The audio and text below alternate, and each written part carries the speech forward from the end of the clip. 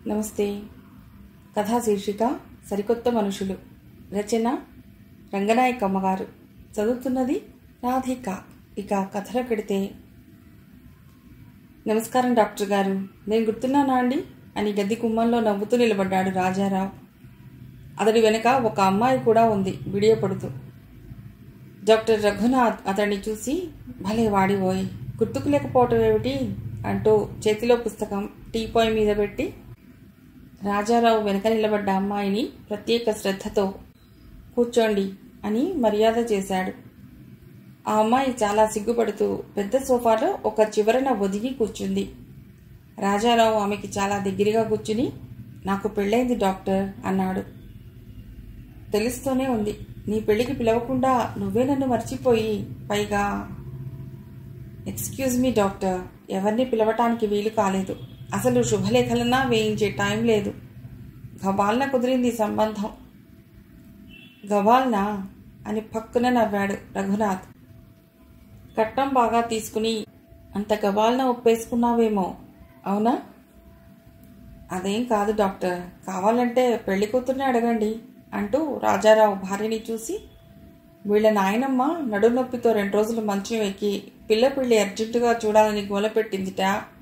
వారం రోజుల్లో లగ్నం పెట్టేశారు. అది తప్పితే దగ్గరలో ముహూర్తాలే లేవని కంగారు పెట్టేశారు.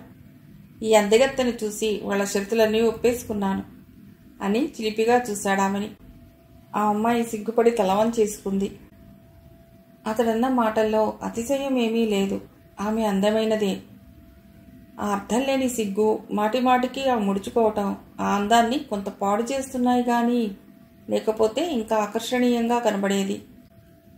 రాజారావు నవ్వుతూ తన పెళ్లి గుళ్ళో ఎంత సింపుల్గా అయిపోయిందో, పెళ్లికి పిలవనందుకు చుట్టాలకందరికీ ఎంతెంత కోపాలు వచ్చాయో, తన స్నేహితులు కూడా నిష్ఠూరాలేస్తూ ఎలాంటి ఉత్తరాలు రాశారో, అందరికీ తను ఎలా సంజాయిషీలు ఇచ్చుకున్నాడో తెగ వర్ణించాడు. నిమిషానికి ఆమె వైపే చూస్తూ నవ్వుతూ మాట్లాడాడు. మాటల మధ్య ఆమె చేతిని తన చేతిలోకి తీసుకున్నాడు. ఆమె విడిపించుకోవాలని సున్నితంగా ప్రయత్నించి ఊరుకుంది. అదేమీ అతడు గ్రహించలేదు. ఆమె వేళ్ల స్పర్శని ఏకాంతంగా ఉన్నంత పరవశంగా అనుభవించాడు. తను అట్లా ప్రవర్తిస్తున్న జ్ఞానం అతడికి ఉన్నట్టు లేదు. నవ్వుతూ మాట్లాడుతూ ఆమెని చూసి ముగ్ధుడవుతూ కనిపించాడు. ఆ అమ్మాయి తన భార్య అయినందుకు అతడు ఎంత ఎక్కువ ఆనందిస్తున్నాడో రఘునాథ్కి స్పష్టంగా తెలిసింది. ఆమె పేరు శ్యామల. ఎక్కువ చదువుకోలేదు. పల్లెటూళ్ళలో పుట్టి పెరిగింది. పేద కుటుంబం. మేనమామే బాధ్యత తీసుకుని ఆమె పెళ్లి చేశాడు. డాక్టర్ వినటానికి ఆసక్తి లేని కబుర్లు కూడా చాలా చెప్పాడు రాజారావు. చాలా సిగ్గండి, నోరు విప్పదు అని ఫిర్యాదు చేశాడు. మీరు నమ్మరు కానీ ఈ 10 రోజుల్లో 10 మాటలు కూడా మాట్లాడలేదు. ముత్యాలు రాలతాయేమో అని వేళాకోళం చేశాడు. ఆ అమ్మాయి పెదవులన్నా కదలన్నట్టు నవ్వి సిగ్గుపడి తల తిప్పుకుంది. పర్వాలేదులేవోయ్, 2 బదులు నువ్వే మాట్లాడతావుగా అన్నాడు రఘునాథ్. అన్యాయం డాక్టర్, మీరు కూడా అలాగే అంటే ఇహ పలికే బంగారం అవుతుంది. అతడి ధోరణి రఘునాథ్కి ఒక్క క్షణం విసుగనిపించింది. ఆ ఆనందం పాడు చేయలేక అతడి మాటలన్నీ వింటూ కూర్చున్నాడు. చివరికి రాజారావు చెప్పింది, ఆమెకి ఒంట్లో బాగోలేదు, ఒక్కసారి డాక్టర్కి చూపించాలని తీసుకొచ్చాడు. అది విషయం. అలాగే, రేపు క్లినిక్కి వస్తే చూస్తాను అని లేచాడు రఘునాథ్. శ్యామల నిలబడి నమస్కారం అంది నెమ్మదిగా, చేతులు జోడించి. కళ్ళెత్తలేదు. అడుగులో అడుగు వేసుకుంటూ వెళ్ళిపోయింది బయటికి. రేపు రమ్మంటారా? ఉదయమేనా? వెళతాను డాక్టర్ అని రాజారావు గబగబా వెళ్ళి శ్యామల చెయ్యి అందుకున్నాడు. ఇద్దరూ అంత దగ్గరగా నడిచి వెడుతుంటే ఎంతో అందంగా ఉన్నారు. కానీ ఆ అమ్మాయికి రాజారావుని చేసుకోవటం బాగా ఇష్టం లేదేమో. లేనట్టే ఉంది. మనస్సు సరిపెట్టుకోవాలని చాలా ప్రయత్నం చేస్తున్నట్టుంది. ఏమో, తెలియని విషయం గురించి ఆలోచించకూడదు అనుకుని రఘునాథ్ టీపాయ్ మీద ఉన్న పుస్తకం తీసి అల్మరాలో సర్ది గ్రౌండ్లో బంతి ఆడుతున్న పిల్లల దగ్గరికి వెళ్ళాడు. ఆ రాత్రి రఘునాథ్ భోజనాల దగ్గర భార్యతో కాలక్షేపం కబుర్లు మాట్లాడుతూ రాజారావు సంగతి చెప్పి, గబాల్న కుదిరిందిట సంబంధం. అది నా మాట అనగానే భలే నవ్వొచ్చింది నాకు. ఆ లగ్నం తప్పితే దగ్గరలో లగ్నాలు లేవట. ఉత్త చాదస్సుల్లా ఉన్నాడు. ఆ అమ్మాయికి ఒక్కటే సిగ్గు. ఇద్దరికీ సరిపోయింది అని విసుక్కున్నాడు. సాయంత్రం వచ్చినాళ్ళేనా? నేను సరిగ్గా చూడలేదు కానీ ఆ అమ్మాయి బాగున్నట్లుంది కదూ అంది అతడి భార్య సుజాత. ఎంత బాగుంటే మాత్రం ఇద్దరికీ ఏమీ పరిచయం లేకుండా, ఒకరేమిటో ఒకరికి బొత్తిగా తెలియకుండా, ప్రేమలాంటి దేకోసాన కలుగోకుండా ఉత్త శరీరాల అందం చూసి ఎలా నిర్ణయించుకుంటారో జీవితాలు అర్థం కాదు నాకు. మూర్ఖత్వం కదూ? సుజాత నవ్వి, నీకు అర్థం కాని నిర్ణయాలు చేసుకున్న వాళ్ళంతా మూర్ఖులనుకోవటం నీ మూర్ఖత్వం. ఎవరి అభిప్రాయాలు వాళ్ళకి చక్కగానే ఉంటాయి. స్వభావాలు మంచివైతే చాలదా సుఖంగా బతకటానికి అంది. రఘునాథ్ ఆశ్చర్యపడి, నువ్వు అనవలసిన మాటేనా ఇది? స్వభావాలు మంచివైన ఇద్దరు స్త్రీ పురుషుల మధ్య ప్రేమానుభవం కూడా ఉండకూడదా? అప్పుడు పెళ్లి చేసుకుంటే జీవితాలు ఎంత హాయిగా ఉంటాయో తెలియనట్లు మాట్లాడతావే. నిజం సుజా, ప్రేమ అనేది ఎప్పుడు కలగని ఇద్దరి మధ్య ఆ అనుబంధం ఉండి తీరాలి. అది ఒక్కటే ఇద్దరినీ దగ్గర చేస్తుంది. జీవితంలో ఎలాంటి కష్టాలైనా సమస్యలైనా ఎదుర్కొనే శక్తి వస్తుంది అన్నాడు. అతని మాటలు ఎప్పటిలాగే నిర్మలంగా ఉన్నాయి. అతని చూపుల నిండా జీవితంలో ఎంతో సంతృప్తి పొందిన ప్రశాంతత. చిరునవ్వుతో సుజాతని చూశాడు. ఆమె భర్తని ప్రేమపూరితంగా చూస్తూ, అవును, కొన్ని దివ్యానుభవాలు అందరికీ దొరికేవి కావు అంది. అతడితో స్నేహం కలిసిన రోజులన్నీ గుర్తుకొచ్చి నవ్వుతూ. రఘు, ఆ రోజుల్లో మనం ఉత్త పిచ్చివాళ్లలాగా ప్రవర్తించేవాళ్ళం కదా. మొన్న నువ్వు రాసిన ఉత్తరాలన్నీ చదివితే ఇప్పటికీ ఎంతో కొత్తగా ఉన్నాయి నాకు. అప్పుడప్పుడు అలాంటి ఉత్తరాలు రాయకూడదా అని ఆశగా చూసింది. అప్పటిలాగా ఏడిపించకుండా జవాబులు ఇస్తావా మరి? ఏ, నేను జవాబులు ఇవ్వనప్పుడు నువ్వు రాయలేదా అని నవ్వి, రోజు ఓ ఉత్తరం రాసి ఇవ్వాలని పెళ్లికి ముందే షరతు పెట్టవలసింది నేను అంది కోపంగా. షరతు పెడితే ఏం చేస్తాను మరి? మందుల చీటీ పుస్తకాలన్నీ నీకోసం ఖర్చు చేసేవాణ్ణి అని నవ్వి, తొందరగా లే సుజా, ఓసారి మన ఉత్తరాలని చదువుకుందాం అంటూ ఉత్సాహంగా భోజనంలో పడ్డాడు రఘునాథ్. మర్నాడు రాజారావు శ్యామలని డాక్టర్ రఘునాథ్ నర్సింగ్ హోంకి తీసుకొచ్చాడు. మీకు ఒంట్లో ఏం బాగోలేదు, మీ అనారోగ్యం ఏమిటి అని డాక్టర్ శ్యామలని ప్రశ్నలు వేశాడు. ఆ అమ్మాయి నోరు విప్పలేదు. ఒకసారి కళ్ళెత్తి అయోమయంగా చూసింది. మళ్ళీ తల వంచుకుని మెదలకుండా కూర్చుంది. తలనొప్పండి, నీరసం అండి, ఆకలి లేదండి అని రాజారావు ఉత్సాహంగా భార్య అనారోగ్యాన్ని వర్ణించబోయాడు. డాక్టర్ అతని వడన పెడచెవిన పెట్టి, నువ్వు బయటికి వెళ్ళి కూర్చోబోయి, ఆమె చెబుతుందిలే, అన్ని కనుక్కుంటాను అని వాగ్దానం చేసి అతన్ని బయటికి పంపించేశాడు. ఏం పర్వాలేదు, ఇప్పుడు చెప్పండి, అసలు మీకు ఒంట్లో బాధ ఏమిటి? డాక్టర్ దగ్గర సిగ్గుపడకూడదు అని శ్యామలను మృదువుగా అడుగుతూ దగ్గరకొచ్చి నిలబడ్డాడు. ఆ అమ్మాయి లేచి నిలబడి తల వంచుకుంది. మాట్లాడలేదు. డాక్టర్ నాడీ పరీక్షకు ఆమె చెయ్యి అందుకోబోయాడు. అందనివ్వకుండా చటుక్కున చెయ్యి లాక్కుని 2 అడుగులు వెనక్కి వేసింది. డాక్టర్ తెల్లబోయి తేరుకునేంతలో శ్యామల గోడవైపు మొహం తిప్పుకుని ఏడవటం మొదలెట్టింది. డాక్టర్ అర్థం కాక ఆశ్చర్యంగా చూస్తూ నిలబడ్డాడు. ఆమె ఏడుస్తూ చేతులు జోడించి నమస్కారం చేస్తూ, డాక్టర్ గారు, మీకు దండం పెడతాను, నన్ను రక్షించండి, నా జీవితం అంతా మీ చేతుల్లో ఉంది, నాకేదన్నా మందు ఇవ్వండి, మీరు తప్ప నాకిప్పుడెవరూ దిక్కులేరు, డాక్టర్ గారు నన్ను రక్షించండి అని సాధ్యమైనంత నిశ్శబ్దంగా ఏడవటానికి ప్రయత్నించింది. డాక్టర్ తన అనుభవంతో విషయం గ్రహించగలిగాడు. నిర్ఘాంతపోయాడు. ఆమె నిశ్శబ్దంగా ఏడుస్తూనే ఉంది. కొంతసేపటికి డాక్టర్ ఆమె చెయ్యి పట్టుకు చూశాడు. సందేహంగానే ఉంది. ఎన్నో నెల? ఓదార్పుగా అడిగాడు. 4 భయపడుతూ చెప్పింది. ఇలాంటి పరిస్థితిలో ఏం చేద్దామని పెళ్లి చేసుకున్నట్టు? చికాకు పడుతూ అడిగాడు. తల వంచుకుని ఏడ్చింది. జవాబు లేదు. అసలు ఇది ఎట్లా జరిగింది అందామనుకున్నాడు. ఊరుకున్నాడు. ఎట్లా జరిగిందో తనకు అనవసరం. జరిగింది అంతే. రాజారావుకి తెలిస్తే ఏమవుతుంది? అద్దిరి పడింది. మళ్లీ చేతులెత్తి భగవంతుడికి నమస్కరిస్తున్నట్టు నమస్కారం చేసింది. వద్దు డాక్టర్ గారు, ఆయనకి చెప్పకండి, నేను ఆయన మొహం చూడలేను, మీరే విషయమన్నా ఇచ్చేయండి, తాగుతాను, అంతేగాని ఆయనకి చెప్పకండి. డాక్టర్ కొంత అసహనంతో, ధైర్యంగా ఉండాలి మీరు, ఇంత భయపడితే ఎట్లా, ఇప్పటికే మీరు పెద్ద పొరపాటు చేశారు. ఇంకా ఇద్దరి మధ్య ఇలాంటి రహస్యం దాచుకోవటం ఎందుకు? మీకేం భయం లేదు, అతడితో నేను మాట్లాడతాను. శ్యామల వెర్రిచూపు చూస్తూ, వద్దు వద్దు డాక్టర్ గారు, నేను మా ఊరు వెళ్ళిపోతాను. నాకేమీ జబ్బు లేదని చెప్పేయండి, ఆ సంగతి మాత్రం చెప్పకండి అని దీనంగా ప్రాధేయపడింది. చూడండి, నేను చెప్పేదంతా మీరు శ్రద్ధగా వినాలి. మీ ఊరు వెళ్ళినా అబోర్షన్కి ప్రయత్నించవలసిందేగా. ఆ పల్లెటూళ్ళలో మోటు వైద్యాలు ఎంత ప్రమాదమో తెలుసా? అసలు 4 నెలలు దాటితే ఏ మందులు పనిచేయవు. ఈ పరిస్థితిలో మంచి డాక్టర్ తప్ప మీకెవ్వరూ సహాయం చేయలేరు. మత్తు మందిచ్చి ఆపరేషన్ చేసి గర్భసంచిని క్లీన్ చేయాలి. మీ తరపున ఒక బాధ్యత గల వ్యక్తి సంతకం పెట్టాలి. అబోర్షన్ చేయించుకోవచ్చని చట్టం వచ్చాక ఈ పద్ధతి అంతా వచ్చింది. బాధ్యత గల ఏ డాక్టరు దీన్ని ధిక్కరించకూడదు. ఇదంతా రాజారావుకి తెలియకుండా ఎట్లా అవుతుంది? నా మాట వినండి, మీకేం భయం లేదు. మీరు మీ ఊరెళ్ళి అక్కడ ఏదో విషమించి అప్పుడు సంగతి బయటపడిందంటే అతడు ఇంకా కోపం తెచ్చుకోవచ్చు. నేనే అతడికి నచ్చ చెప్తాను. శ్యామల ఏమీ అనలేకపోయింది. చెంపల మీద నుండి కన్నీళ్లు ధారలుగా జారుతుంటే దీనంగా నిలబడింది. ఆ అమ్మాయిని చూస్తుంటే డాక్టర్ మనసంతా ద్రవించినట్లయింది.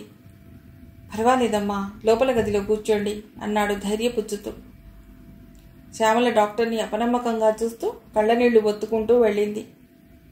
డాక్టర్ కుర్చీలో వెనక్కి వాలాడు. అతడు ఇలాంటి పరిస్థితి ఎన్నడూ ఎదుర్కోలేదు. అనేకసార్లు అబోర్షన్ కేసులు చేసినా ఇంత రహస్యంగా కాదు. పిల్లలకి సంబంధించిన పెద్దవాళ్లే వచ్చి మాట్లాడుతూ ఉంటారు. ఇప్పుడు ఈమెకి సంబంధించిన వాడు భర్తే. ఆ భర్తకి తెలిస్తే కొంప మునుగుతుంది. ఏం చేయటం సమంజసమో ఆలోచన పోవటం లేదు. రాజారావు తనకు 4-5 సంవత్సరాలుగా తెలిసినవాడు, మంచివాడే. అయినా ఇలాంటి పరిస్థితిలో అతడు ఎలా ప్రవర్తిస్తాడో తను ఊహించలేడు. 25 ఏళ్లన్నా ఉండవతడికి. భార్య చుట్టూ ఏవేవో కోరికలు అల్లుకుని తీయటి కలలు కంటున్నాడు. ఈ సంగతి వింటే కష్టమే. ఏమైపోతాడో. ఏవో అబద్ధాలాడి అసలు చెప్పకుండా పని జరిపిస్తే, ఇంకో రకంగా తెలిసిపోతే. చదువుకున్నవాడు, తెలివైనవాడు, ఆ మాత్రం గ్రహించలేడా? అసలు ఇది దాగే రహస్యమేనా? అయినా మూర్ఖంగా నేనెందుకు దాచాలి? ఎవరికైనా పొరపాట్లు జరగవా? అసలు పొరపాటేముంది? యవ్వనంలో ఆకర్షణలు, ఆవేశాలు ఎవరికి తెలియనివి? తెలిస్తే ఏం? అర్థం చేసుకుంటాడో లేదో ఛాదస్తుడు. ఆమెని వదిలేస్తే ఏం వదిలేస్తే? అంత గ్రహించలేని మొగుడు వదిలేస్తే ఏం? ఆమె చాలా భయపడుతోంది. పొమ్మంటే ఏం చేస్తుంది? చివరికి ఏ ఆత్మహత్యో. అబ్బా, ఎలా తేలుతుంది? ఏదో ఒకటి సాధించాలన్న పట్టుదలతో డాక్టర్ తొందరగా తీరిక చేసుకుని రాజారావు కోసం కబురు పంపాడు. రాజారావు చాలాసేపటి నుండి కాచు కూర్చున్నట్టు ఆతృతగా లోపలికొచ్చాడు. నవ్వుతూనే ఉన్నాడు. ఇట్లా కూర్చోవై అంటూ డాక్టర్ తన దగ్గర కుర్చీ చూపించాడు. రాజారావు కూర్చుంటూ, శ్యామలేది అన్నాడు. లోపలుంది, తీరిగ్గా మాట్లాడుకోవచ్చు కదా అని కొంచెం ఆలస్యం చేశాను మీ విషయం. పర్వాలేదు. ఏం జబ్బండి? అబ్బే, జబ్బేం లేదు, బాగానే ఉంది. ఏదో పెద్ద భారం దింపినట్టు అతడు తేలికపడుతూ, అవునులేండి, జబ్బేముంటుంది, అస్తమానము తలనొప్పి అంటూ ఉంటుంది అంతే అన్నాడు నవ్వుతూ. అతడి మొహం చూస్తుంటే ఏం చేయాలో మళ్ళీ కొత్తగా ఆలోచన మొదలయ్యింది. అంతలోనే నిర్లక్ష్యంగా నవ్వుతూ, తలనొప్పికే అదే పోతుంది కానీ అసలు మీ ఆవిడ నిన్ను చూసి భయపడుతోందోయ్ అన్నాడు. రాజారావు సిగ్గుపడి, ఛా, అదేం కాదు డాక్టర్ అని నవ్వాడు. నిజమే, అదంతా సిగ్గనుకుంటున్నావు కానీ తన మనసులో మాట నీకు చెప్తే నువ్వేం అపార్థం చేసుకుంటావోనని అలా ముభావంగా ప్రవర్తిస్తోంది. రాజారావు చిరాకు పడి, చచ్చా, మీరట్లా మాట్లాడకండి డాక్టర్, నేను తనని అపార్థం చేసుకుంటానా? ఆమెకు అలాంటి సందేహం ఏమీ లేదు అన్నాడు నమ్మకంగా. నీవింత ధీమాగా చెప్తున్నావు, మరి నీకు చెప్పకుండా ఎందుకంత బాధపడుతోంది? బాధపడుతోందా? ఎందుకు? భార్య తన రహస్యం తనలో దాచుకుందంటే ఆమెకి తన దగ్గర అంత చనువు, ధైర్యము ఆ భర్త ఇవ్వలేదనేగా అర్థం. నిజమే, కానీ నువ్వు నాకు బాగానే తెలుసు రాజారావు. ఎంతోమంది కుర్రవాళ్ల కన్నా నువ్వు చాలా విశాలంగా ఆలోచిస్తావని అనుకుంటూ ఉంటాను. కానీ ఏదన్నా చికాకు సమస్య వచ్చి పడితే ఏం చేస్తావో నాకు సరిగ్గా తెలియదనుకో. అసలు ఏమైంది డాక్టర్ గారు? అబ్బే, ఏదో ముంచుకొచ్చిందని కాదు. తెల్లారి లేస్తే ఇలాంటి కేసుల్లో ఎంతోమంది ఆడవాళ్ళని మగవాళ్ళని చూస్తూనే ఉంటాం. కానీ ఆడవాళ్ల దురదృష్టం, దొరికిపోతారు. ఫలితంగా అనుభవించకుండా తప్పుకోలేరు. రాజారావు గ్రహించే స్థితిలో లేడు. భార్యకేదో క్యాన్సర్ లాంటిదో కుష్టు లాంటిదో భయంకరమైన జబ్బు వచ్చిందని విపరీతంగా ఆందోళన పడుతూ, ఏం జబ్బు డాక్టర్? నిజం చెప్పండి, పర్వాలేదు, నేనేమీ బాధపడను, ఎంత కష్టమైనా వైద్యం చేయిస్తాను అన్నాడు ఆవేశంగా. అవును, బాధపడ్డం కాదు మనం ఇప్పుడు చేయవలసింది. ఏముంది ఇందులో? ఈజీగా తీసుకోవచ్చు. ఎంత షాక్ కలిగించే పరిస్థితిలో అయినా సరే మనం బ్యాలెన్స్ తప్పకూడదు. శ్యామలకు అసలు జబ్బేం కాదు, చాలా ఆరోగ్యంగా ఉంది. ఆమెకిప్పుడు 4వ నెల కడుపు. టేబుల్ మీద కాగితాలు ఏవో సర్దే నెపంతో డాక్టర్ మొహం తిప్పుకున్నాడు. రాజారావు స్తంభించిపోయాడు. కాసేపు వెర్రిచూపు చూశాడు. తను ఊహించినంత భయంకరమైన జబ్బేది రానందుకు ఒక్క క్షణం అతడి కళ్ళు కాంతిగా వెలిగి జీవరహితం అయ్యాయి. క్రమంగా అతడి చూపులు తీక్షణంగా మారి అసహ్యంతో మొహం జేవురించింది. కోపంతో కంపించసాగాడు. కొంతసేపు ఇద్దరి మధ్య నిశ్శబ్దంగా గడిచింది. డాక్టర్ సాధ్యమైనంత అనునయంగా ప్రాణమిత్రుడు ప్రేమతో ఓదార్చినట్టు, బాధపడకు రాజారావు అన్నాడు. రాజారావు తలవంచేసుకున్నాడు. నీకు చెప్పవద్దని ఆమె చాలా ఏడ్చింది, కానీ దానివల్ల పరిస్థితి ఇంకా విషమిస్తుందని. చిచ్చి, నాకెందుకు చెప్పారు డాక్టర్? అసలు ఈ సంగతి నాకు తెలియకపోతే ఎంత బాగుండేది అని విరుచుకుపడ్డాడు రాజారావు. తొందరపడకు, శాంతంగా ఆలోచించు. జీవితం అంటే హాయిగా సాఫీగా బతికేయటం కాదు. సమస్యలు వచ్చినప్పుడు ధైర్యంగా నిలబడాలి. రాజారావు కోపంతో తల అడ్డంగా తిప్పుతూ, నా వశం కాదు, ఇంత అసహ్యమైన సమస్య వస్తుందని నేను కల్లో కూడా అనుకోలేదు అన్నాడు. అతడి కోపం క్షణక్షణానికి ఇనుమడించి, వాళ్ళంతా అంత తొందరపడి పెళ్లి చేయటానికి ఇదన్నమాట కారణం. ఎంత సాహసం డాక్టర్! ఇంత గుండెలు తీసిన మనుషులుంటారని నా ఊహకి కూడా అందలేదు. చిచ్చి, నన్నెంత మోసం చేశారు అందరూ, ఆమె కూడా. ఇహ మాట్లాడలేకపోయాడు. మోసం అని కనిపిస్తుంది కానీ అది నిజం కాదు. ఆ మోసం నిజంగా ఆ అమ్మాయినే ఎవరో చేసి ఉంటారు. ఏదో నిస్సహాయ స్థితిలో పడి ఉంటుంది. అసలు సంగతి ఏమిటో మనకి తెలియదు. కొంచెం సానుభూతితో ఆలోచించాలి. సానుభూతి ఎవరి మీద? మండిపడ్డాడు రాజారావు. నన్నింత మోసం చేసిన మనిషి మీదనా? ఏదో మామూలు విషయం అయితే నేను ఆలోచించేవాణ్ణి, భరించేవాణ్ణి. తనకే కష్టం వచ్చినా నా ప్రాణ సమానంగా చూసుకునేవాణ్ణి. కానీ ఇలాంటి ఘోర సమస్య నా మీద విరుచుకుపడితే నేనేం మానవాతీతున్నా డాక్టర్, చెలించకుండా ఉండటానికి. మానవాతీతులంటే ఎవరు?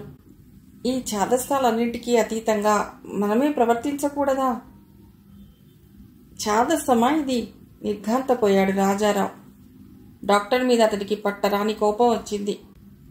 పెళ్లి చేసుకున్న 12వ రోజున భార్యకి 4 నెలల కడుపు అని విని అసహ్యించుకోవటం ఛాదస్సం అంటారా మీరు? డాక్టర్ కుర్చీలో వెనక్కి వాలి నిర్లక్ష్యంగా, నా దృష్టికి ఛాదస్తమే. మనం తప్పొప్పులు అనుకునే వాటి నిజమైన విలువలు గ్రహించగలిగే వాళ్ళందరికీ ఛాదస్తమే. ఒక్క క్షణం నీతి నియమాల సంగతి మర్చిపోయి విడిగా చూడు. మనిషి లోపల ఎన్ని బలహీనతలు, మనిషి చుట్టూ ఎన్ని విషవలయాలు. ఇష్టంగానో అయిష్టంగానో మనం ఎన్నో పొరపాట్లు చేస్తూ ఉంటాం. దిద్దుకునే అవకాశం లేకపోతే, ఇవ్వకపోతే మనిషి ఏమైపోవాలి? రాజారావు కోపంతో రాజుకుంటూ, ఇది పొరపాటా అన్నాడు. ఇంత తెలివి తక్కువ స్థితి తెచ్చుకోవటం పొరపాటు కాకపోతే ఏమిటి? 13 ఏళ్ల పిల్లకి పెళ్లి చేసి బలవంతంగా శోభనం గదిలోకి తోసి బలాత్కరించి గర్భాన్ని దానం చేయటం గొప్ప వేడుక మనకి. ఆ గర్భాన్ని నిలుపుకునే శక్తన్నా లేక తల్లి పిల్ల కళ్ళు మూసినా సరే. అలా కాకుండా చంద్రుని చూసి కలువ వికసించినట్టు, మబ్బుల్ని చూసి నెమలి నాట్యం చేసినట్టు, ప్రకృతి సహజంగా మధురమైన ఊహలతో పురుషాలింగనం కోసం తప్పించి అనుభవించటం మహా నీచం మనకి. ఇలాంటి విషయాలు ఆలోచించినప్పుడు ఏది ఛాదస్తమో ఏది మూర్ఖత్వమో స్పష్టంగా తెలియటం లేదా? రాజారావు డాక్టర్ని వింతగా చూస్తూ ఆశ్చర్యపడుతూ, పెళ్లి కాకుండానే పిల్లల్ని కనవచ్చంటారా? తప్పు లేదంటారా? అన్నాడు కోపంగా. అసలు పెళ్ళైనా పిల్లల్ని కనకూడదు. ఇద్దరి ఆరోగ్యాలు, ఆర్థిక స్తోమతు, పిల్లలు కనాలనే కోరిక, సక్రమంగా పెంచే జ్ఞానం అన్నీ ఉంటే గాని పిల్లల్ని కలగనివ్వకూడదు. అలాంటప్పుడు పెళ్లి కాకుండానే పిల్లల్ని పెంచే ఏ అవకాశము లేకుండానే, తనెక్కడ నిలబడాలో ఆధారం దొరకకుండానే పిల్లల్ని కనవచ్చునని నేనెట్లా చెప్తాను? సంఘం ఇలాంటి విలువలిస్తుందో తెలిసి కూడా పిరికి ప్రియుల్ని నమ్ముకుని మోసపోయి ఇతరులతో హేళనలు, వెక్కిరింతలు పడే దుర్భర స్థితి తెచ్చుకోమని నేనే ఆడపిల్లకి చెప్పను. అసలు పెళ్లి కాకుండా స్త్రీ పురుష సంబంధాలు పెట్టుకున్న వాళ్ళెవ్వరూ పిల్లల కోసం కాదు, పైగా ఆ పిల్లల్ని పెరగనివ్వకూడదని, వాళ్ల రూపురేఖలు తుడిచిపెట్టాలని ఎన్ని ఘోర ప్రయత్నాలు చేయాలో అన్నీ చేస్తారు. అన్నీ విఫలమై ఓడిపోయి నిస్సహాయంగా ఆ బిడ్డని కంటారు. సంఘానికే కాదు, కన్న తల్లికి కూడా ఇష్టం లేని స్థితిలో పుడతారు ఆ బిడ్డలు. పుట్టగానే ఏ కాలువగట్టునో ఏ తుక్కు డబ్బాలోనో ప్రాణాలు విడుస్తారు. ఇలాంటి రాక్షసాలు నిన్నైనా చూసి సహిస్తాం గాని మన నీతి నియమాల్లో అవసరమైనప్పుడు చిన్న మార్పు చేసుకోలేం. ఆపదలో ఉన్న మనుషుల్ని వదిలి వీటిని అంచెలంచెలుగా కాపాడుకుంటాం. రాజారావు అసహనం ఎక్కువ అవుతోంది. మీరెక్కడో అమెరికాలో ఉన్నట్టు మాట్లాడుతున్నారు డాక్టర్. మన పవిత్ర భారతదేశ సంస్కృతి.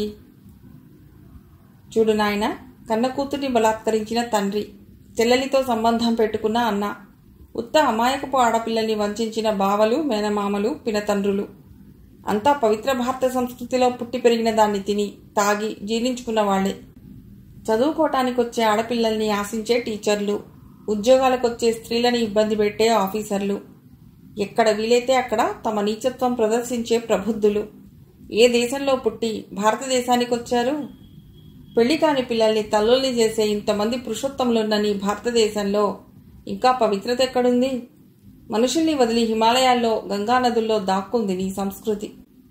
యవ్వనంలో ప్రగతి కలిగించే మధురమైన కోరికలకి, ఆకర్షణలకి 100 దేశాల సంస్కృతుల పవిత్రతల బలం కలిసినా చాలదు. సంఘ మర్యాదలతోటి, సిద్ధాంతాలతోటి సంబంధం లేకుండా మనిషి బలహీనతలు, పొరపాట్లు అర్థం చేసుకుని ఆదరించగలిగే దేశం ఏదన్నా ఉంటే మనమంతా అక్కడికి వలసలు పోవటం చాలా ఉత్తమం. భారతదేశం గొప్పలు చెప్పుకుని గర్వపడి ప్రయోజనం లేదు. ఆ దేశంలోనే పుట్టి ఒక భారతీయుడు మోసానికి గురైన ఒక స్త్రీ నీ కళ్ళ ముందు ఉంది.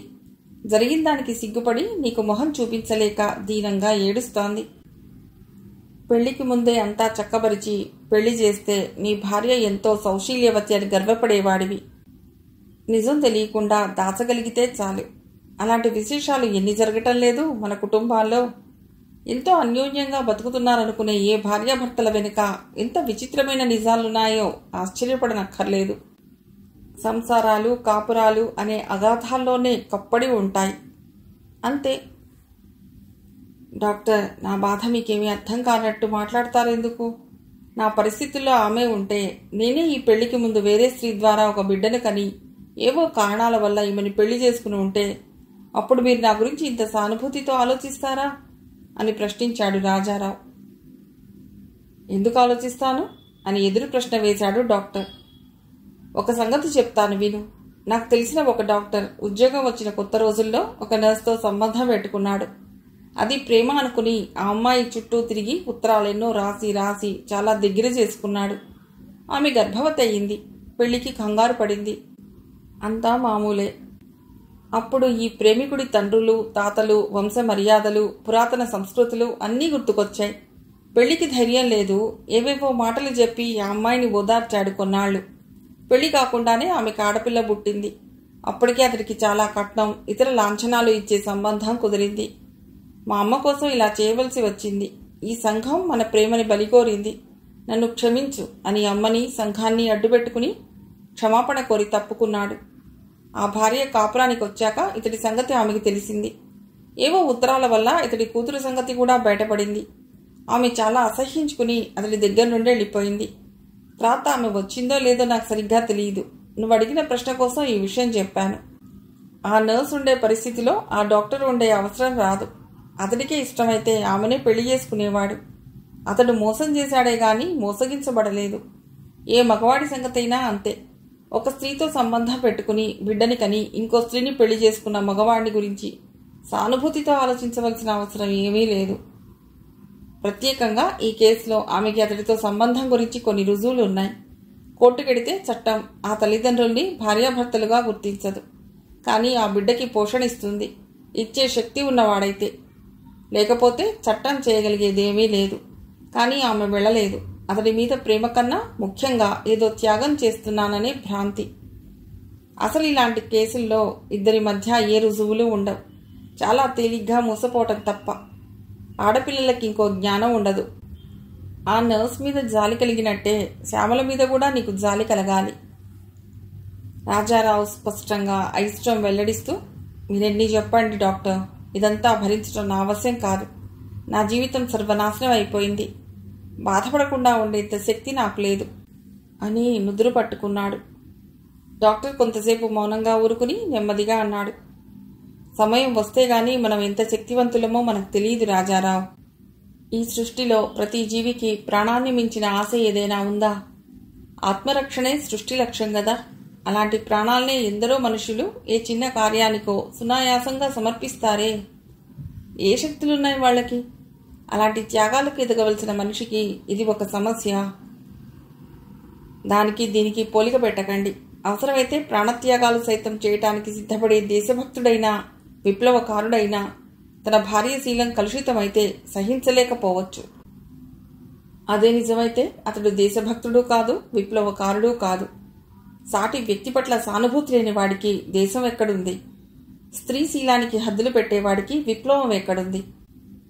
అలాంటి అబద్ధపు త్యాగాల కోసం నేను ప్రోత్సహించటం లేదు. భార్యల శీలం గురించి మనం చెప్పుకునే అర్థాలు చాలా తొందరగా మార్చుకోవాలి. తరానికో రకంగా ఆచారాలు మారుతూ ఉంటే ఏ నీతికైనా నియమానికైనా నిలకడెక్కడుంది? జీవితం అమూల్యమైనది. ఇలాగే బతకమని, ఇది తప్పని, అది ఒప్పని నిర్ణయించే శక్తి ఏ సిద్ధాంతానికి లేదు. నీ సమస్యకి పరిష్కారం నీ మనసుకే తోచినప్పుడు ఇతరుల మొహాల వైపు కన్నెత్తి చూడకు. సంఘ భయం కన్నా నీచమైన బానిసత్వం లేదు.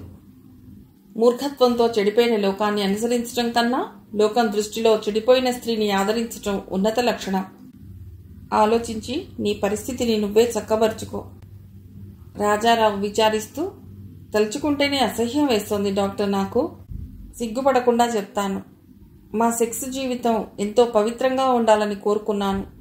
నేను ఆమె కోసం బతకాలి, ఆమె నా కోసం బతకాలని అనుకున్నాను. నా భార్య జీవితంలో నాకన్నా ముందు ఇంకో వ్యక్తి ఆమెకెంతో సన్నిహితంగా వచ్చాడనుకుంటే ఆ ఊసే నేను భరించలేకపోతున్నాను అని మనసంతా బయటపెట్టాడు. నిజమే, ఆ నిజం దుర్భరంగానే ఉంటుంది. కానీ ఆ నిజం అబద్ధమైపోయిందన్న సంగతి నువ్వు గ్రహించాలి. అప్పటికి ఇప్పటికీ ఆమె మానసిక స్థితి చాలా మారి ఉంటుంది. ఆమెకి సన్నిహితంగా వచ్చిన వ్యక్తి ఆమె జీవితంలో నిలిచిపోలేదు. అతని మోసం వల్లనో ఇతర కారణాల వల్లనో అతడి మీద ఆమెకి చాలా కాలం కిందటే అసహ్యం కలిగి ఉంటుంది. ఆ క్షణంలోనే అతడు దూరమయ్యాడు. మీ ఇద్దరి మధ్య అనుబంధం బలపడితే ఆమె జీవితం అంతా శాశ్వతంగా నిలిచేది నువ్వే. ఆమె అతడితో గడిపిన రోజుల్లో కొన్ని క్షణాలు హృదయపూర్వకంగా ఆనందపడిందే అనుకో. ఆమె జీవితమంతా కలిసి కొన్ని క్షణాలేనా? మళ్లీ మళ్లీ కలిగే హృదయ స్పందనకి, ఆనందానికి హద్దుందా?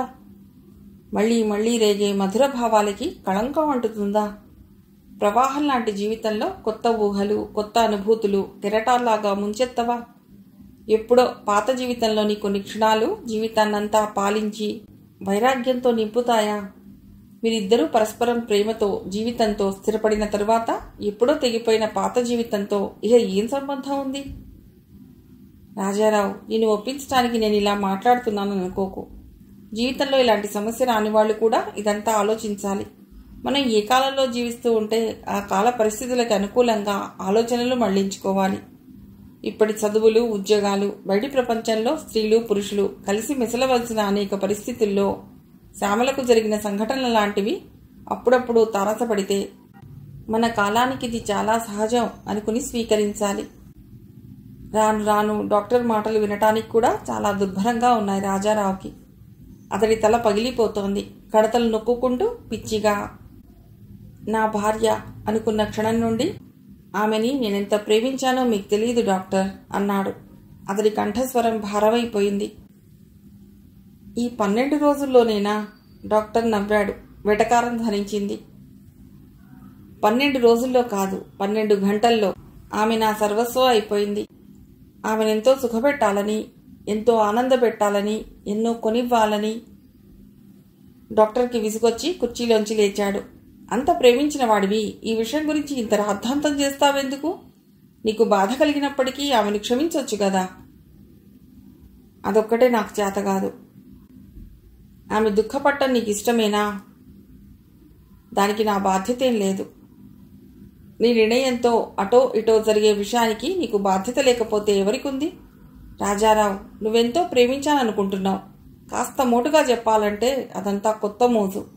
భార్యాభర్తల్ని సన్నిహితం చేసేది సెక్స్ సంబంధాలు ఒక్కటే అనుకోకు.